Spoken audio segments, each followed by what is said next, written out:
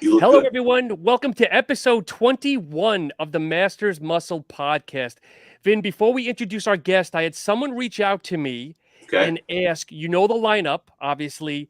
Is there anybody you were excited to be standing next to on the Olympia stage? Or anybody that you competed against to kind of reinvigorate the rivalry or anything? Honestly, no. I've just been staying in my own lane, Okay. and just I'm focused on me getting in shape. And I've had this thought actually. I don't know if you guys understand this, but I actually have thought about shutting down my Instagram and shutting down my Facebook for the next 3 months, because it can be a little overwhelming with people asking me that kind of question, and they're Okay. expecting me to give them some, like either gossip or even to the point of any kind of question leading into the show. And it could be a little overwhelming sometimes. So no, I'm not thinking about anything Okay. but just bringing my best to the Masters Olympia and leaving it all on the stage. Kicking butt and taking names. I love it. So, Vin, please introduce the guest of the night. So, God, I can't tell you. I feel like I've always known John. We've crossed paths many times throughout the years at the Olympia, the Arnold, and I pride myself in not only being a competitive bodybuilder but a fan of the sport. And the only person that I can think of that came close to that was Chris Cormier after a conversation I had with him. And then throughout the years, John Hansen would pop up. And like, John knows everybody.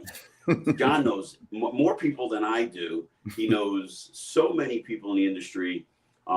He's so well versed, and I wanted to get him on the podcast to have him share his knowledge and his experiences. And welcome, John. Thank you so much for coming on. Thanks for having me, Vin. I appreciate it. Oh, you're welcome. Listen, Honored to so be on. one of the things that I don't know about you is how you actually got started. So let's go to that and we'll Okay. move forward. All right. I got started in bodybuilding in the 1970s. I think it was around 13 years old. My interest in bodybuilding started when I was a kid, and I used to read the comic books, the superhero comic books, and I admired the superhero physiques back then. Because as anybody who was around back then knows, bodybuilding was a very small sport, and actually fitness was not around. I mean, it was not popular. Like, nobody worked out. You would very rarely even see anybody who had muscles, and there wasn't many gyms around back then. So the only guys that I knew who had muscles were these superheroes. And then the next guy I saw who created my interest was Bruce Lee. We were at a car show. My whole family was at this antique automobile car show or something, and they had the Batmobile there from the TV show Batman. But they also had the Green Hornet car there, which was, I think it was called the Black Beauty. And this was shortly after Bruce Lee died, and they had a poster of Bruce Lee against the car, and it said "In Memoriam Bruce Lee." And I never saw him before. I didn't know who he was, and he was ripped. It was from Enter the Dragon. It was a picture from Enter the Dragon. Mm-hmm. And I was like, who is that? That guy looks like a real life superhero. So because he had just passed away, there was a bunch of magazines and books written about him that were on the marketplace. So I bought everything I could about him, and I did everything he did in order to look like that. And one of the things he did was he worked out with weights to have more power, and also I think to develop his physique. So when my parents asked me what I wanted for Christmas that year, I told them I wanted a weight set.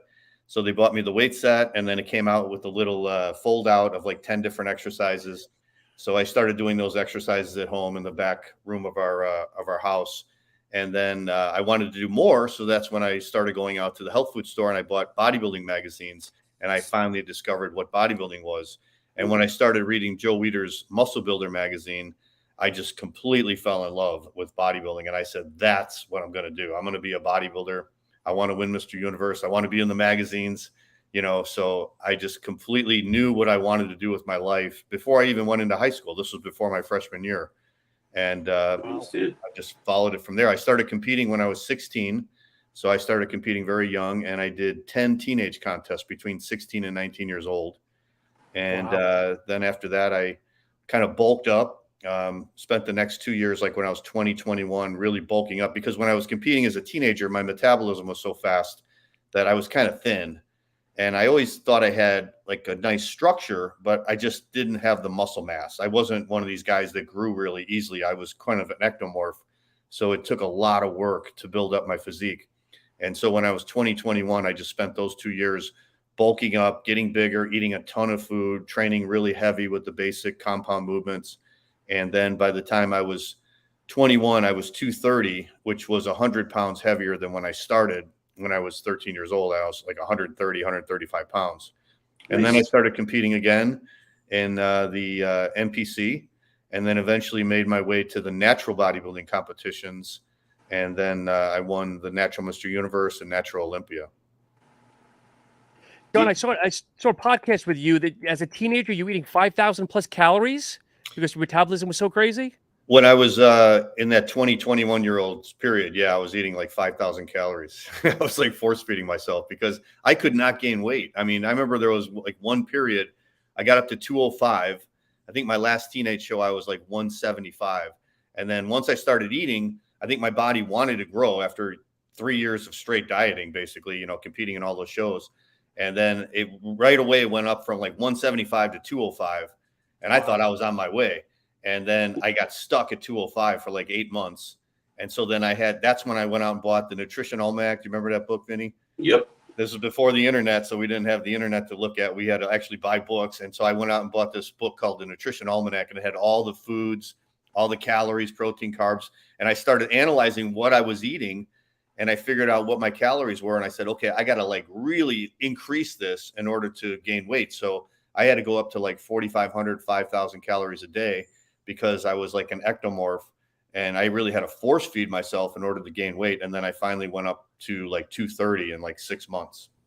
Wow. And besides the book, did you have a mentor, anyone else in the gym that you learned from? No, not really. In fact, the first couple of years I trained at home because I didn't have a driver's license. And there was no gyms around. I mean, there was no gyms that were close, and I wasn't going to ask my mom and dad to drive me to the gym every day. So I just trained at home. So I just bought like an incline bench and some more weights and some dumbbells, and I trained at home for the first 2 years. And then I finally got my driver's license and went to a gym. But no, I didn't really have nobody help me. I mean, I just got my inspiration basically from the magazines. Cool. And this too, Vinny. I mean, we had to learn everything just from like talking to people. I mean, you didn't really have the internet. You didn't have all these forums or all this access to information. So we just learned from reading the magazines and from talking to other people in the gym, Yeah. So in those first 2 years, you were working out in your house, in your basement, mm-hmm. right? Yeah. So in those 2 years, did you compete then? It was right after that, because I did my first show when I was 16, and I think it was like, almost 17. So I'd been training like about 2.5 years. And I think I was training for like 6 months in a gym before I finally did my first show. Cool. Wow. Yeah. So when you picked up your first magazine, you talked about Bruce Lee. Who was the first bodybuilder? Was it Arnold Schwarzenegger or somebody else that kind of took your eye? Yeah, I mean, I think the first magazine I bought, Boyer Co. was on the cover. It was an Iron Man magazine. Wow. And then the first muscle builder I bought, I remember Mike Mentzer was on the cover. But yeah, Arnold was the man. I mean, Pumping Iron had come out in 1977, which was the year I started bodybuilding. In fact, I saw Pumping Iron in the theater. I was one of the few people that saw it in the theater. Wow. And back then it was kind of like an art house movie. So it was playing at one theater downtown. I had to get my mom to drive me and my brother to the theater, and we saw it. And then I don't think it was really around again until a couple years later when it was on like public television, like PBS. But so I saw that in the theater, and Arnold was the guy. I mean, everybody wanted to be like Arnold. He was the man. So he was already retired for a couple of years. He retired in 75.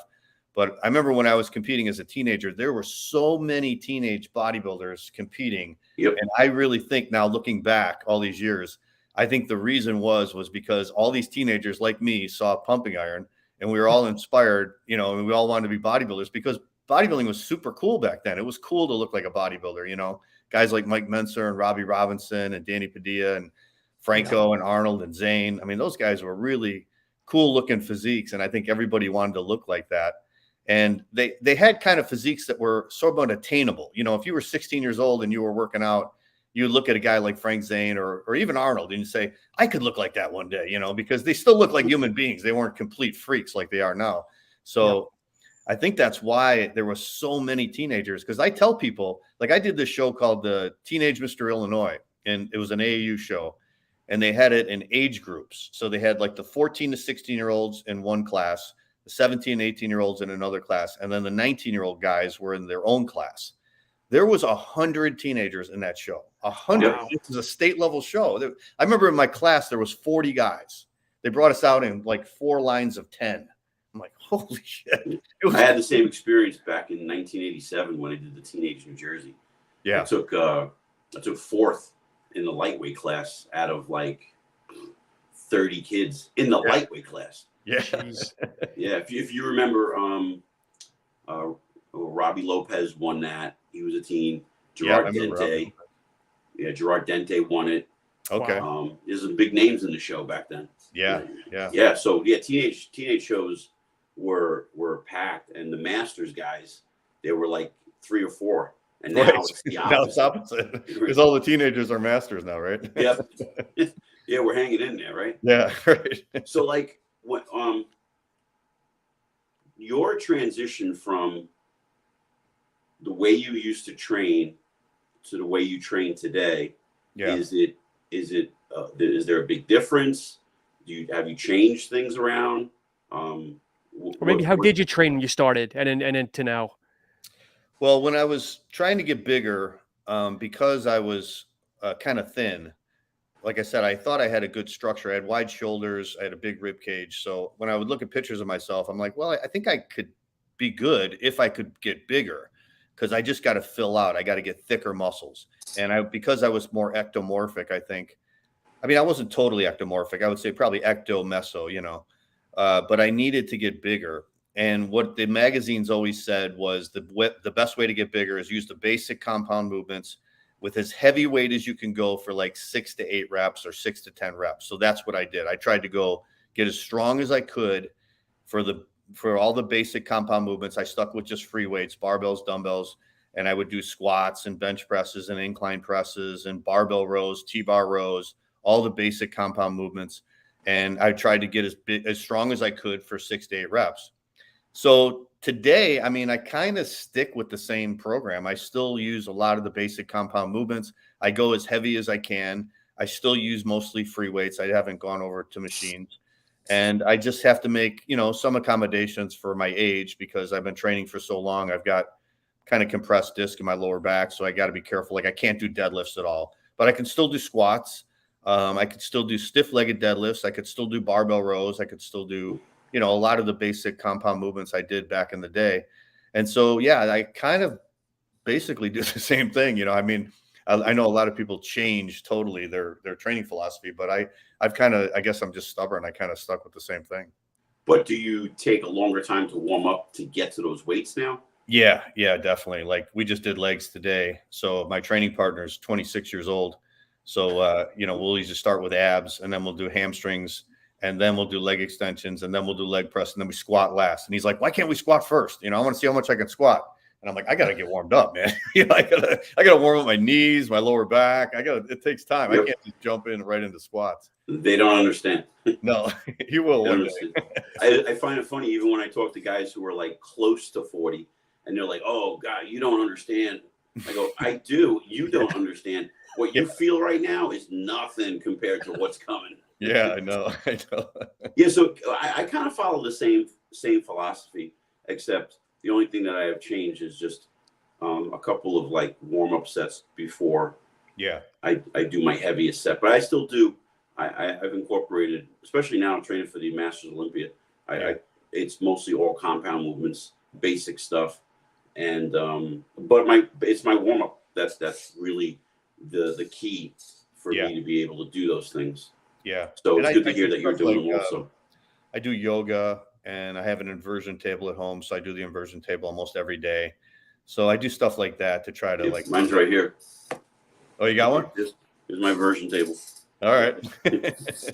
John, were you using the inversion prior to your back injury, or did you do it because of your back injury?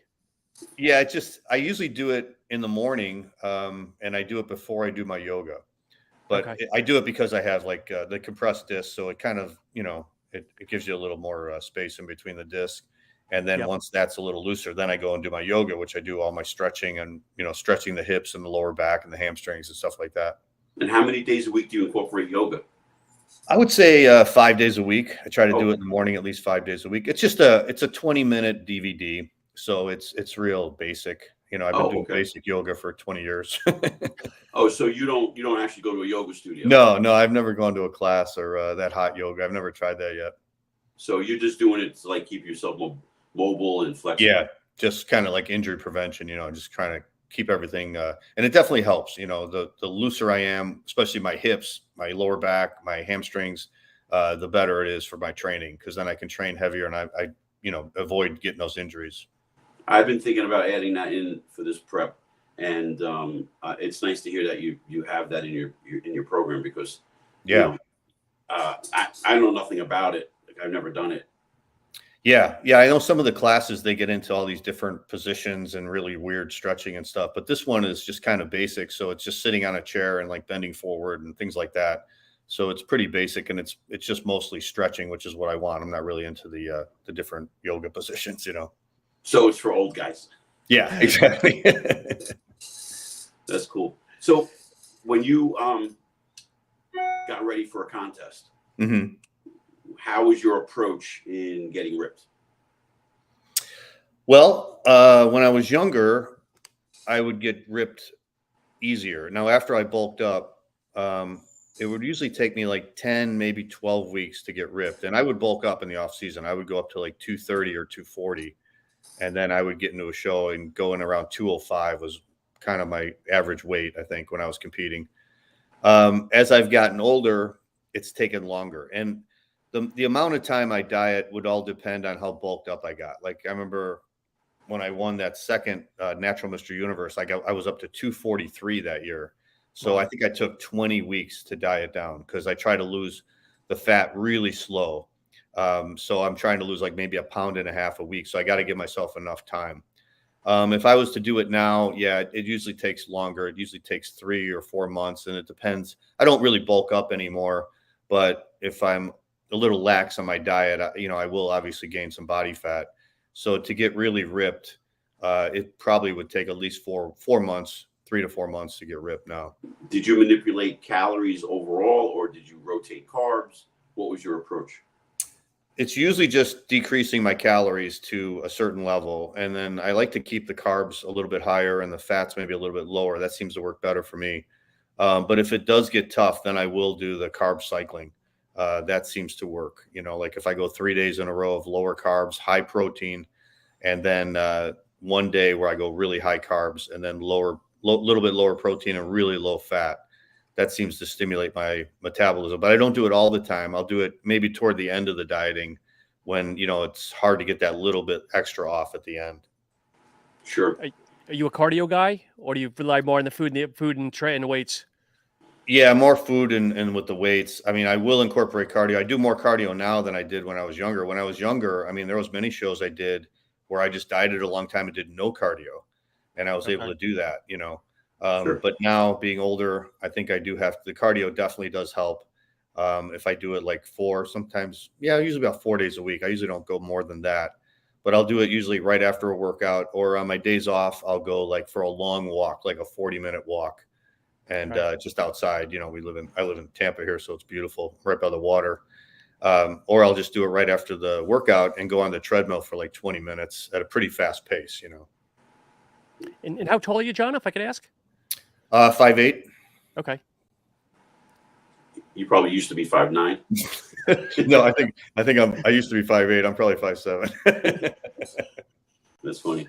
We all lose like an inch, right? Yeah, I think I thought I was 5'8". I'm 5'6.5". Yeah.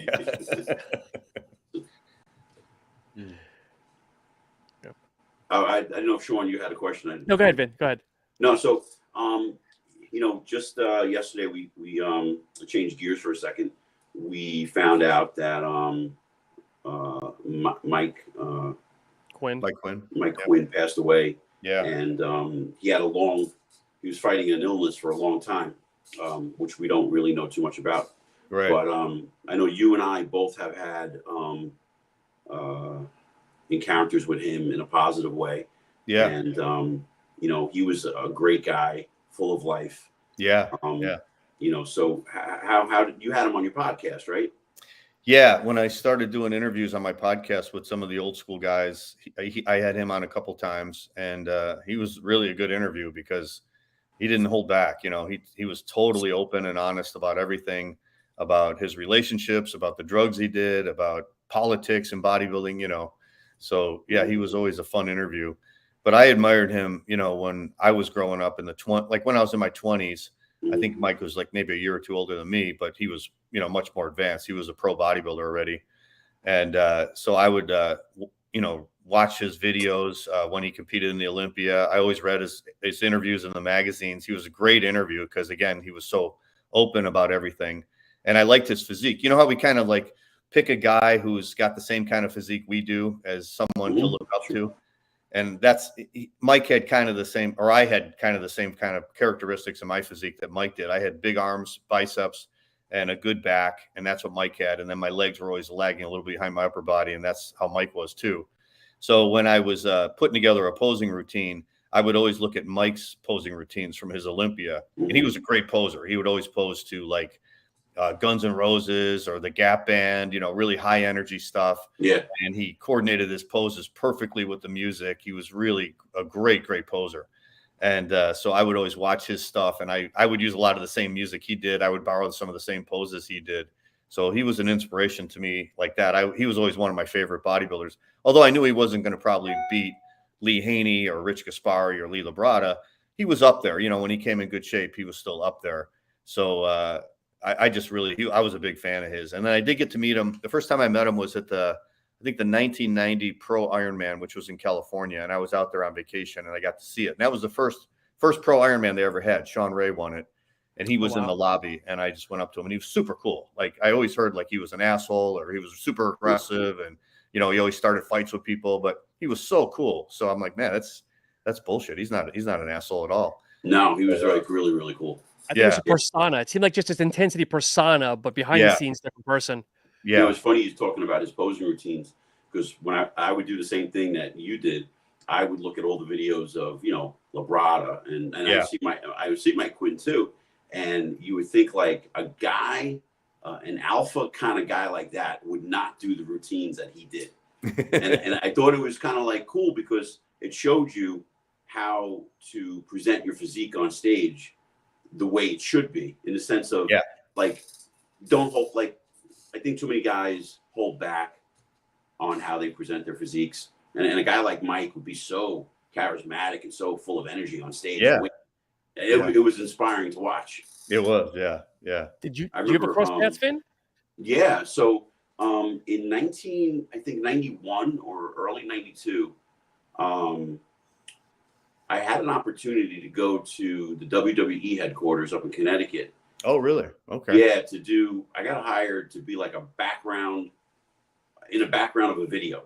And it was not MC Hammer. One of the guys like MC Hammer. It was one of the rappers. Yeah. And he was popular at the time. Definitely wasn't MC Hammer, but I can't remember the guy's name. And they were also doing footage with Mike Quinn and doing some training videos. Okay. And I got an opportunity to train back with him, and he showed me a trick where it's not a trick. It's just, you know, instead of going from one side to the next on one arm rows, he would tell me, okay, you're going to do your left side. I'm going to do my left side. We're going to recover. You'll do your right side. I'll do my right side. Okay. And so he said to me, when you're alone, do your left side and think of it as half a set, and you're going to wait a minute and do the other side. And that was the best advice at the time, because I was still like growing. I wasn't like, you know, I was competing out, but it was just coming out of my teenage years. Yeah. And that really helped me for the 92 jersey in Junior USA. It brought my back up. I did that for like a year. I followed his advice with that. Okay. That's awesome. Yeah. He was really cool. And then there was some other guys involved that from New York and Florida who didn't like each other. It was great stuff at the time. The energy back then was way different, you know, than it is today. Yeah. And Mike was full of energy, and every time I saw him, he acted like he always knew me. Mm-hmm. You know, he was one of those guys that just, once you met Mike Quinn, he always respected you. Yeah. Yeah, he was cool. He was real cool. Yeah, So, that makes a big deal. I mean, we used to admire those guys so much in the magazines. So when you finally got to meet them in person, it was a big deal. It was like kind of like meeting a movie star, you know. So the ones, absolutely. The ones that treated you with respect and the ones that were cool to you, you always remember that, you know. And the ones that weren't, you always remember that too, you know. So Absolutely, it was a big deal. absolutely, yeah. Yeah, but obviously thoughts and prayers go out to the Quinn family. Again, big loss, but yeah, great stories, guys. Yeah. So where are you at now with your career and what are you doing? I'm in Tampa, Florida. So I grew up in Chicago. I moved out here about 12 years ago. And right now I'm doing online coaching. I'm working for a company called Pro Physique, which is owned by a friend of mine, Paul Revelia. And I'm also involved with doing my podcast. I have this podcast called Bodybuilding Legends, where I interview guys from the 60s, the 70s, and the 80s. I usually stop at the 80s. I don't really talk to any of the current guys. So it's more the golden age of bodybuilding. And I try to talk to them about their careers and, what they did for their training and any good stories they have and things like that. So that's been going on for, I think this summer will be 6 years I've been doing it. Nice. So, and then I'm writing books. I'm writing a book right now on the history of bodybuilding, which will probably take me a couple of years to write. And I'm going to write another book. I just turned 60 this year, so I'm going to write a book about turning 60 later in the year. So yeah, all that pretty keeps me busy, with the coaching and then the writing and the video editing and all that stuff. That's basically what I'm doing now. And how many natural Olympias did you win?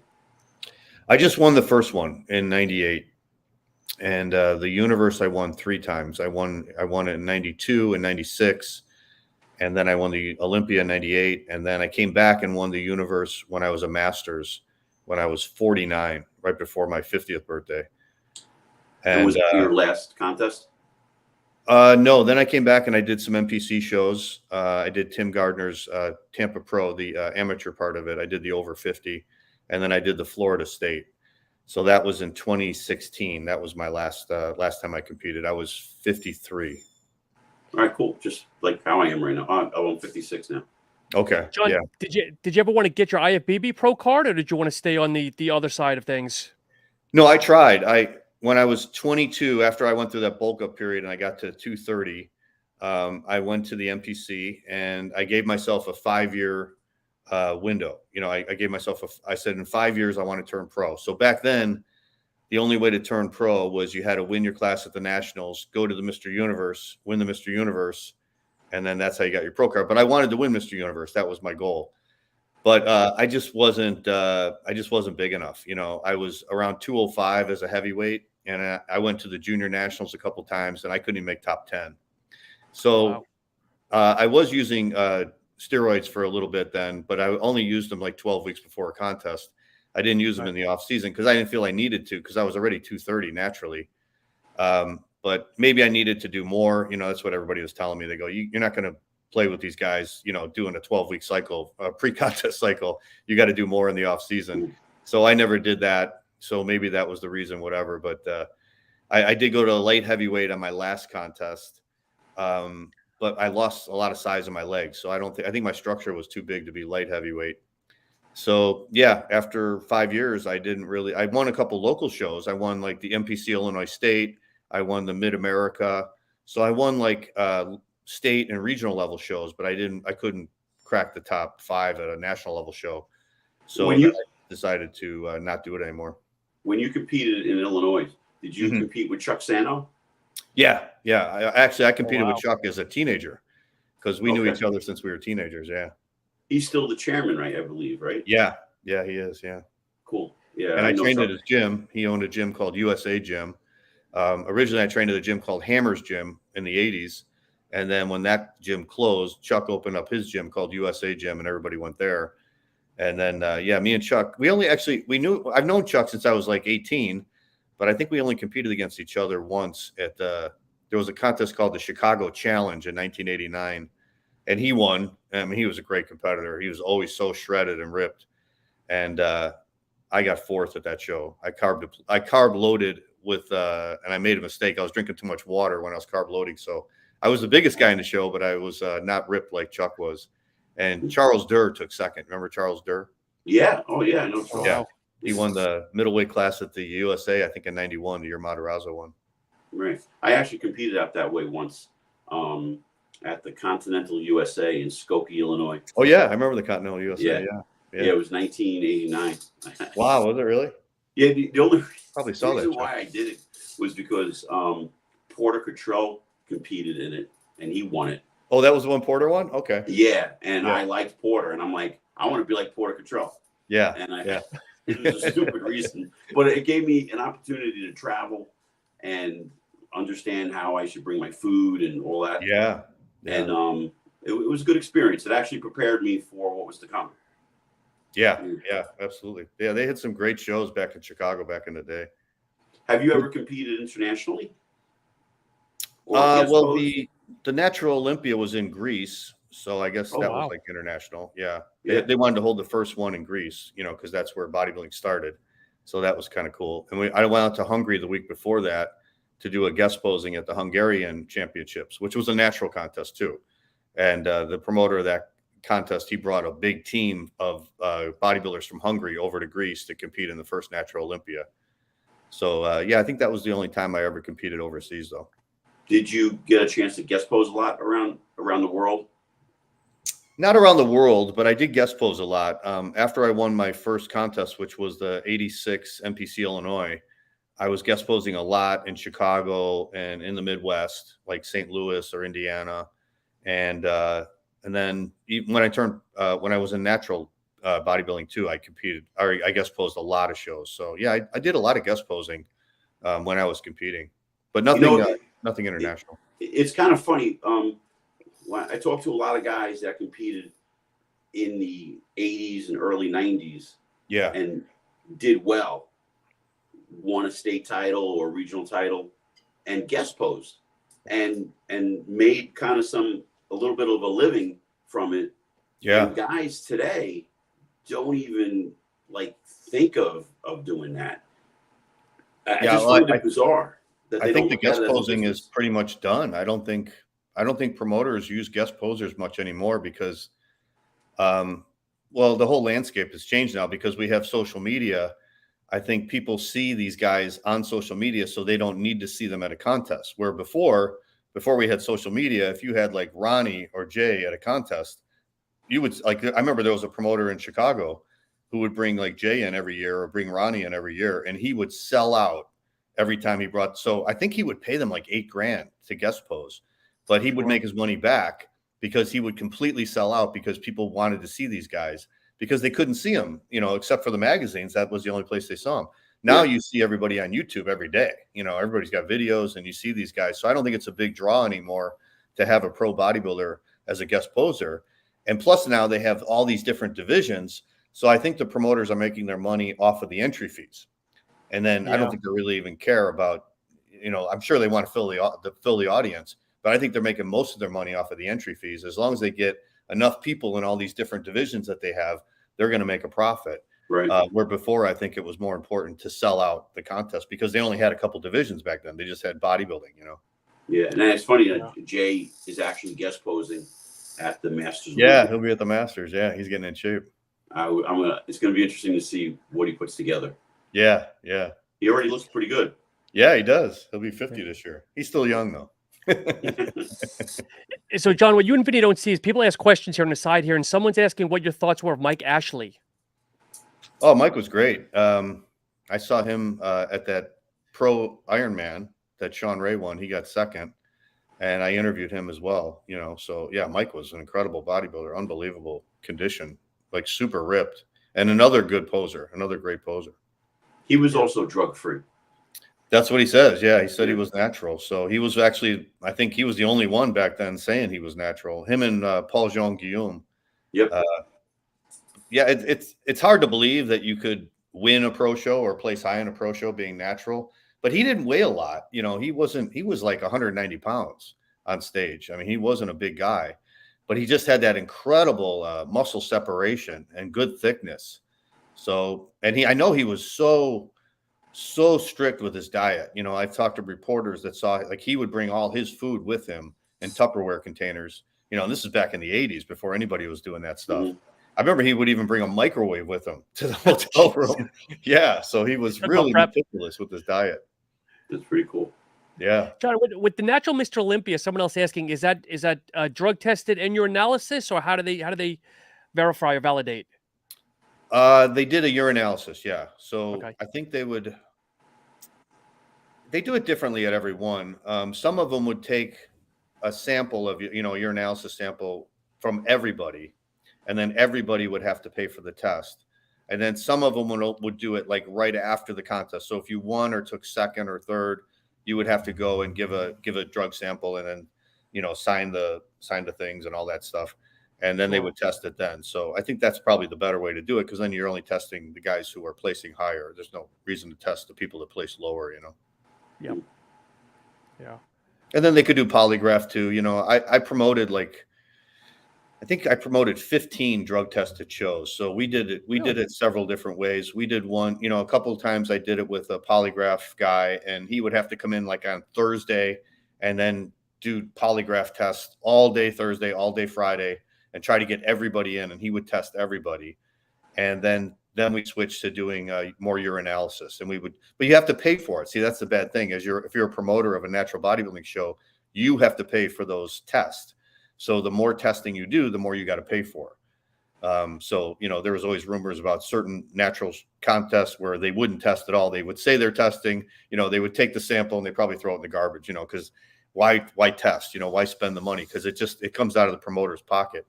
So the more intensive the drug testing is and the more people you test, the more it's going to cost the promoter. So it's a hard thing to do. It's just easier to do a show where there's no testing. And as a promoter, do you have a choice of what test to give an athlete? I think it's up to the organization. The organization usually dictates how their promoters have to do it. The one, I did it with the ABA, which is now called the INBA, and that was the organization that I won the Natural Universe, Natural Olympia. So I did it when I was in Chicago, and he wanted to the president of the organization wanted me to help him promote a show out there. And I said, why don't you just let me promote the show? That way I can do it the way I want to do it. And then I'll just pay you a sanction fee. So he agreed to that. And I think I ended up doing like 12 shows out there. And then when I moved to Tampa, I did 3 shows out here for the NPC, which were natural shows. But those weren't as successful because, with the NPC, the big shows are the ones where they try to get their pro card. And being a natural, there's really no incentive for these people who try to get pro cards because they really couldn't turn pro. It wasn't a pro qualifier, or it wasn't a national qualifier. So most of the shows that did well out here with the NPC were the ones that were national qualifiers, so they could get to those shows and then turn pro. Gotcha. Is it just too expensive to add it onto the entry fee for the competitor to do it for that the way? drug testing? Yeah, whether it's poly or whatever it is. Yeah, you could do that, I guess. The way I did it when we did the polygraph was I just had every competitor had to pay the guy, and he just got paid himself. I didn't, so he just got all the money, and he was just doing that service, so it was all through him. Yeah, and then when you do it with the urinalysis, it just comes out of the promoter's pocket. So you just got to hope you have enough sponsors and stuff, to cover all that. Okay. So when you did your last show, did you just what made you finally decide to hang up the tights? For competing? Yeah. Well, I didn't look as good as I wanted to be honest. I thought I looked good going into the show. And then when I saw the pictures, I was kind of disappointed. And it's just the way, the contests have changed now, the way the whole thing is, they have all these different divisions and stuff. And when I was getting ready for the show, I thought, oh, this is going to be like the 80s. I'm going to come out there, I'm going to do my posing routine, and I'm going to have all these people in the audience from the gym and my friends and stuff, and the place is going to be going crazy. And it really wasn't like that. It was kind of disappointing. It was kind of anticlimactic. And then they make you go so quickly because they have so many divisions to get through, and being a masters, they put the masters on first. So we were in and out, and I was like, holy shit, I trained for this thing for 6 months and it was over in 5 minutes, It was just kind of anticlimactic. So now what I do is, I'll get in shape like every year or every 2 years, and I'll diet down like I'm getting ready for a show. But this time I'll do photo shoots. And I think the photo shoots, at least right now at this point in my career, I think it benefits me more because, you can get the right angle, you can get the right pictures, and then you can use the best pictures, you know, to promote yourself. Where when you're competing, as Vinny knows, I mean, you're up there naked and they're looking at you from every angle. They're trying to find every, you know, flaw they can find. Where, you know, when you do photo shoots, you don't have to go through all that over analysis. So going back to, we're talking about like posing routines. What type of genre of music did you pick? I picked mostly pop music, like Loverboy, Bon Jovi. One of my favorite songs was "Welcome to the Jungle" from Guns N' Roses. Classic. Like everybody. Yeah, yeah, but it's something that will get the audience going. And I help people out here in Tampa sometimes with their posing. And I always tell, for some reason, these kids today, they pick these songs where it's just instrumental. And I'm like, I haven't even heard of the song. What is this song? And it's kind of slow and it's instrumental. And I'm like, you need like an 80s song, you know, with good rock music, good lyrics, you know, that's what's going to get the audience going, you know. They just pick these slower songs. And I'm like, that's not going to do anything. And then I tell them that you can coordinate your poses with the music. You know, when the music goes high, you can do this pose. And when it comes down, you know, you can do this pose, your transitions.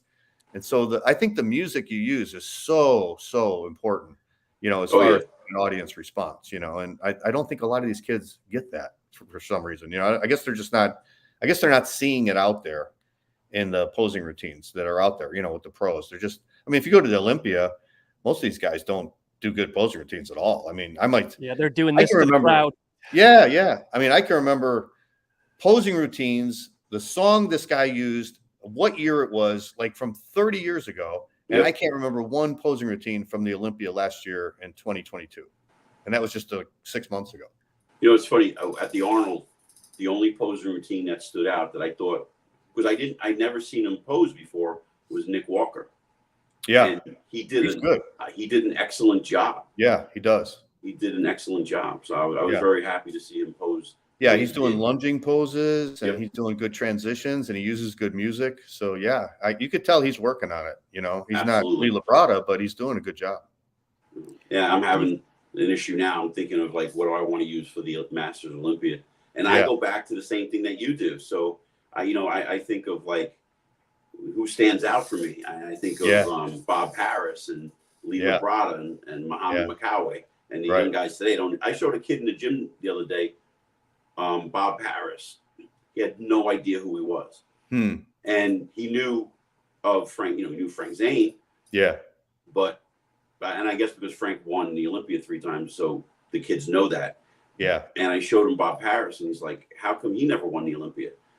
I said because he just was against better guys. Yeah. And trying to think about posing routines of like how Sean Ray posed to like Dream Girls. Yeah. I Am Telling You, or I think that's the name of the song. That was from Dream Girls, yeah. Yeah, Dream Girls. Lee Labrada had some amazing mixes. Yeah. I actually think one of his routines was from that movie from the 80s, Warriors. Oh, okay. Yeah. And I remember he posed to the theme music from The Running Man, Arnold's movie. The Running Man, yeah. But he mixed a lot of stuff together. He would do 2 full songs together. I mean, he would come out and pose for like 3.5 minutes. He was amazing. And I mean, he wasn't even breathing at the end of it. He was incredible shape, Most so guys, in condition. Yeah. He would just flow and effortlessly through all these poses, lunging, moving this way, moving that way. And he would do 2 full songs and it was just perfect. He was amazing. Like I Googled the arena where the Masters Olympia was going to be. And I saw some concerts that were online, and the sound system there is magnificent. Oh, great. Awesome. So like I have a few things in mind. I have a list so far. It started out with 1. I'm up to like 8 songs. Okay. I have one. I always tell people, don't pick a song on emotion. Like you and I don't mean to be disrespectful to some people, but some people will say, well, this song reminded me of my dad or whatever. Yeah. Right. He passed away. Yeah. And it just reminds me of him. And now here I am. So my dad passed away, and he was a singer, and I have on my sleeve, on my shoulder, I Did It My Way by Frank Sinatra. Yeah. And that's one of the songs that I'm thinking about. I Did It My Way. Yeah. And I'm like, I'm going against what I preach. Right. And then I have a mix and stuff. You remember Russ Testo? Oh yeah, sure. He was awesome. I just spoke to him recently. Yeah. He's actually kind of helped me with my posing routine. Oh, awesome. Yeah, you can't get anybody better than that. Right? Russ. Yeah. Finn, what do you generally trend though? Because I've seen more of your guest posing, and your guest posings seem more hardcore rock. But when you compete, you don't do hard rock when you compete. When you compete, though, do you? No. So like over the years competing, I've posed to the Phantom of the Opera. I've posed to more like instrumental stuff, like Back to the Future. Mm-hmm. Some would say kind of corny songs, but it would Keith Washington, Kissing You. Yeah. Very, very sexy song. Yeah. But like the problem I'm having now is my left knee, I'm bone on bone. And I just had some therapy done to it. I had some exosome therapy injection into my knee. Okay. And it's actually 80% better. And I'm just starting to attempt to get into some lunging positions with posing. Right. And I noticed that when I'm in the gym and I'm training, I can go into a lunge and no problem. When I'm cold, so I'm like, well, I'm going to be cold backstage. I'm like, I'm not going to be trained. I'm just going to be pumping up. So I'm not sure where I'm going to go with it. Yeah. My arsenal, and and I have 14 anchors throughout both shoulders. Wow. So I'm limited on some of the poses that I would able to do with my hands in the air. So a lot of my poses now might be more closed poses opposed to open poses. And I'm limited on the open poses. You know, my front double bicep is fine. My front lat spread is fine. But those overhead Zane kind of poses, I'm going to be limited to. So I don't know yet. So I won't know until probably maybe 3 or 4 weeks out from the show. Okay. When I'm, my waist is really small and everything's flaring and my quads are, you know how it is when you're 3 or 4 weeks out. Yeah, you're it changes. Your body changes. Your body changes. So for me to pick a song right now, it's like I have a list, but you're right, Sean. Because in my guest pose, I would guest pose to like an AC/DC or something. I posed to AC/DC. I posed to "Kickstart My Heart" by Motley Crue. "Bang Your Head" by oh shit, Quiet Riot. Quiet Riot. Yeah, that's training music. It's all good, great music, right? But it's great to pose to. And then I start thinking, like, is that what people would want to see in a posing routine? I know in a guest posing, but maybe I should lean towards something from the 80s and 90s. Yeah, I don't know. Maybe the final countdown. Remember that one? Oh my God, yeah. But what are your thoughts on combining both? Like a lot of people, I remember back in the day, would have something slow and then be a pause and all of a sudden jump into something fast paced to get the best of both worlds. Yeah. Well, we only have 2 minutes to do a posing routine. Okay. Right. So I know, like back in the day in the NPC, we used to have 90 seconds. Now they only have 60 seconds. So I know that, like, when I pose to any song, you had like, and John, you know this, like, you can come out, you can strut a little bit, come out like, with an attitude, do a spin or something, right? And go into your routine. And the actual posing routine was probably 70, 80 seconds and 10 seconds worth of fluff to get you going, right? So now we have 2 minutes. So I want to take the most time. I don't know how I want to start my routine. I don't think I'm not that guy anymore. So I don't know if I look good walking out with an attitude like I did when I was younger. So I got to see how I don't know. I don't know what I'm going to do yet. I really don't know. Yeah. Well, you have to slip the sound guy $20 and tell him to go longer. That way you can go like. I've done that. I've done that. Yeah. I've totally done that. Yeah. Hey, so if anybody's listening, if anybody has any song choices, I'm open. Message me on Instagram. I'm willing to take a listen to any song. I can post to "Tiptoe Through the Tulip" by Tiny Tim if I need needed to. So you're not going to do your wedding song to you and your wife then, because it's too emotional. I don't even know what that was. Oh, she's watching now. Your ass is grass after this. She probably doesn't know what it was. Oh my God. But John, as you wind down, as Vinny had mentioned earlier, we have 3 random questions just so people get to learn a little bit more about you. Okay. What's your favorite actor or actress? Oh, wow. Favorite actor. I'm a big movie guy, so I love movies. Or maybe top 3 too. Okay. Like current or all time? Your choice. Dealer choice. I mean, Robert De Niro is awesome. He's amazing. Daniel Day-Lewis is great. Movies, my favorite movie of all time is still Rocky. Of course. Yeah. First one? Yeah, the first one. Okay. And The Godfather. Pulp Fiction, Goodfellas. Yep. I like you even more now. It's funny you bring up Robert De Niro because it was just announced he's 79 and his wife is pregnant. Talk about having kids at a late age. He's like 6 kids. That was Pacino, I think.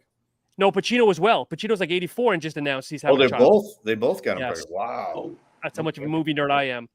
And today's Clint Eastwood's birthday. He's 93. Wow. Crazy. Yeah.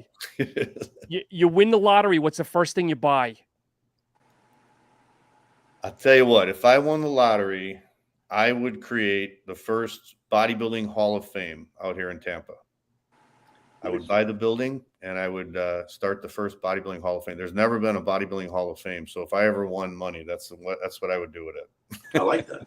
Wow. Yeah, it's a good one. That's good. Yeah. And then, of course, and then you obviously go back in time. What advice would you give yourself? Personal, bodybuilding, professional, whatever it may be. Well, it's easy to say now, but probably be a little more well-rounded. I mean, I'm sure Vinny can relate to this. So when you get involved with competing, it's just becomes so tunnel visioned that you kind of don't enjoy the process a lot of times, and you push things aside just for, competition.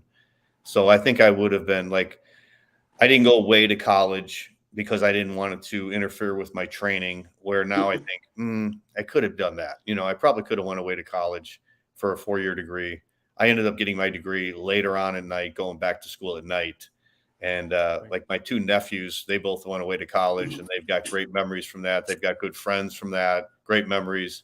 But I just was so focused on like my bodybuilding that I didn't, I just like was tunnel visioned and just worked as a bouncer and just put everything into bodybuilding. So it's easy to say now. I mean, I don't know if I would have changed it, but, maybe been a little bit more well-rounded. I think that might have, but I have no regrets, I guess, really. I mean, it's also fun when you do something and it's like, I have no other choice. There's no plan B. I've got to win this contest. I'm putting everything on the line for it. That's very, very energizing and very exciting, especially if it works out, and you win the contest. So I don't regret that at all. Those were some of like the best memories of my life, was going into some of those contests and winning those shows and putting everything into it, and then becoming successful and winning that contest, whether it was a state title or whatever it was, it doesn't matter, So those were the memories I have from some of the contests I won and some of those years I went through in my 20s and 30s, I'll never forget. So I never wanted to live like a normal life and just go get a job and get married and have a regular house and, all that stuff, and not be someone that people would know. I wanted to make a name for myself in this field, which was bodybuilding. So I was willing to go through those sacrifices and not do those normal things, I understand. So I have a listener now asking who would be the first inductee to the Hall of Fame. Well, I would love to put Arnold in there, but I would definitely put Lee Haney in there. He's a great guy, a really great representative of bodybuilding, and I've gotten to know Lee over the last couple of years, so he would definitely be probably my first choice. That's cool. Okay. Yeah. And it's someone else quickly asking, has John ever ate at the best Greek food in Tarpon Springs in Tampa? It's the restaurant, the Greek food, best Greek food. Yeah, I know they're well known for their Greek food. No, I never have. I'll have to make that trip out there. That's not too far. That's by Clearwater, so yep, I'll have to check that out. Yeah. So So where can people reach you for online training? My website is johnhansenfitness.com. So they could go there. I also have another website called bodybuildinglegendshow.com. And my podcast is on both YouTube, which is under my name, John Hansen. And if you listen to podcasts, it's the Bodybuilding Legends podcast. So you can listen to that. Usually we have shows up every week. And then I'm on Instagram at John Hansen1. And I'm also on Facebook. So Very cool. This Perfect. was a very quick hour. yeah, it was. It went by quick. a lot of great It was info. a pleasure. We could probably do this again. We could do a part 2. Yeah, I'd be totally up for that, for sure. Yeah. So Yeah. so for the listeners, I was telling John earlier that as I dive into my Masters Olympia prep, Sean and I had talked about having Jimmy Mentis on as a guest to take my place, and Yeah. I'd love to have you, John, come on, take my place a couple of times, because I know I'm not going to, want to do this when the carbs are low. Right. As I dive into prep, so it would be a pleasure if you Yeah, joined Sean. I would love to Yeah. do that. That'd I'd be All right, love it. cool. I would We'll love set it. it up. Yeah. So speaking of, we're doing a one-off this Sunday, knock on wood, at 7 p.m. with Tony Pearson. Oh, Yeah, we got great. him. Tony's awesome. Yeah. Yeah. And then next Wednesday, as you brought his name up earlier, Vinny Porter-Cottrell. Looking forward to meeting him as well. Oh, yeah. That's yeah, right. Porter's, Yeah. Porter's great too. I had both of those guys on my show. I just had Tony on recently because his movie came out. Yes. Right. Driven. Yeah. Have you guys read the book Driven, his book, his autobiography? I have Not not. yet. No. Yeah, it's really good. It was shocking the things he went through as a kid. I had no idea. Like all those years he was a bodybuilder, he never talked about it. He kept it all hidden. I mean, it was almost like child abuse that he went through. So it was amazing. Wow. Yeah. So Wow. let's save that for Sunday. All right. Yeah, I know he's 66 and still looks, gosh, he's like unbelievable. 22. Yeah. Talk Ridiculous. about the ultimate bodybuilder. I mean, that guy's just a hardcore bodybuilder. He's always in shape. Yeah. Yes. Thank you so much, John. It has been a pleasure. Thanks, Vinny. Thanks, Sean. Yes. John, We'll be in thank touch you with and continued success. We'll talk soon. All right. Thank you. Take care, Thank you, guys. everyone. Vin, have a great night. Thank you all You for too. listening. And once again, subscribe to _ Masters Muscle Podcast. And again, thank you so much. Have a great afternoon and a great evening.